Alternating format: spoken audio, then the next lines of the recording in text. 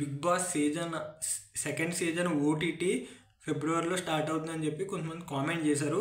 ఎలాంటి అఫీషియల్గా అప్డేట్ లేదు, బట్ యూట్యూబ్లో కొంతమంది అయితే ఉండొచ్చు, ఫిబ్రవరిలో ఉండొచ్చు అని కొంతమంది అయితే పెట్టారు.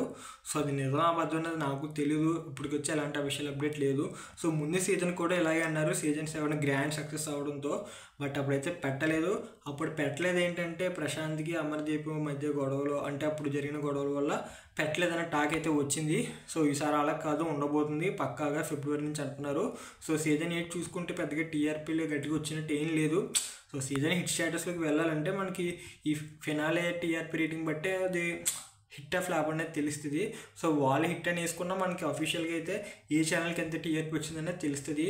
సో మ్యాక్సిమం దీన్ని బట్టే ఓటీటీకి ఇవ్వాలవుతున్నది ఆలోచిస్తారు వాళ్ళు. ఓటీటీ అనేది టీవీలో టెలికాస్ట్ అవ్వదు కాబట్టి హాట్స్టార్లో కొంచెం లైవ్ కౌంట్ ఎక్కువగా ఉంటే వాళ్ళు ముందుకు వస్తారు.